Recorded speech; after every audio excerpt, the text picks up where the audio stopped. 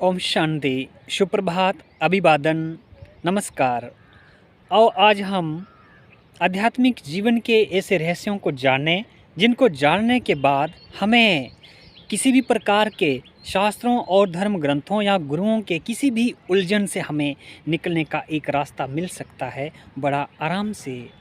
शास्त्रों में और धर्म ग्रंथों में जितना भी कहा है उसमें कुछ ना कुछ जो रहस्य छुपे हुए हैं जिनको ना कोई गुरु बता सकता है, ना कोई पंडित बता सकता है, स्वयं परमात्मा ही समझा सकते हैं। आज तक आप सभी ने जैसे कि रामायण को भी देखा होगा। रामायण के अंदर कितना ही गहराई में उनका चरित्र बताया गया है। जैसे राम जी की शादी हो जाती है तो उसके बाद वो 14 साल के लिए वनवास जाते हैं, तपस्या करते हैं और 14 साल तक किसी संतान को जन्म नहीं दिया। इट मीन्स उनको ब्रह्मचारी रहने की जो एक प्रैक्टिस थी वो उन्होंने अपनाई और जंगल में यानी कि उस तपस्या के माहौल में रहकर ऋषि मुनियों के साथ रहकर अपने मन को एक पवित्र रखने का पूरा प्रयास किया है और उसके साथ ही समाज में जो बुराइयां थी उन पर विजय प्राप्त की है। देखिए उसका हमारे पास प्रूफ क्या है।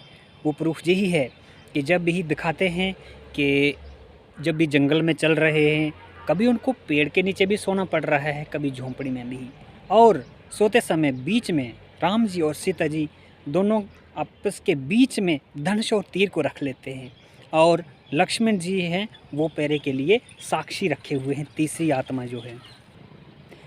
इसके माध्यम से यही समाज को समझाना चाहा है, अगर रावण पर विजय प्राप्त करनी है यानी अपने भीतर के जो 5 विकार स्त्री के और 5 पुरुष के हैं, जो 10 सिर हैं विकारों के, पाप के, उन पर विजय प्राप्त करनी है तो ब्रह्मचारी की धारणा पहला नंबर।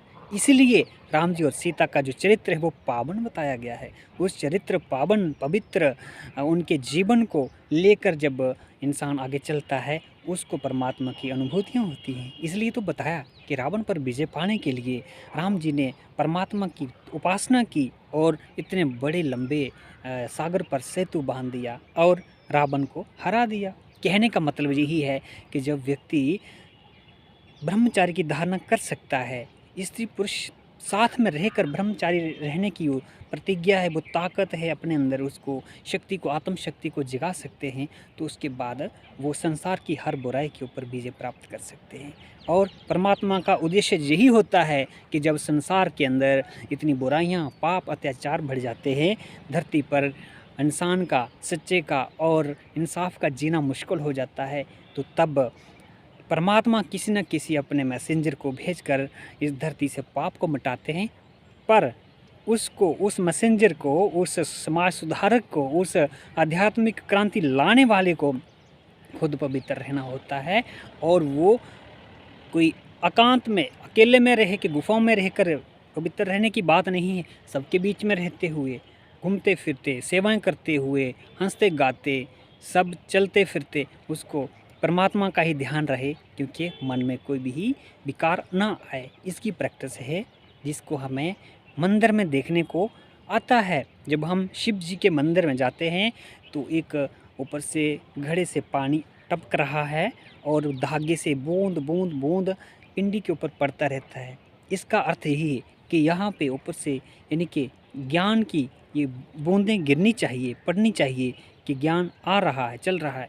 एक भी सेकंड खाली ना, ताकि कोई और विचार, कोई और संकल्प मन में ना आ जाए जो कि रावण की जो माया है वो उसके ऊपर विजय ना पा ले। इसलिए निरंतर योगी कहा है।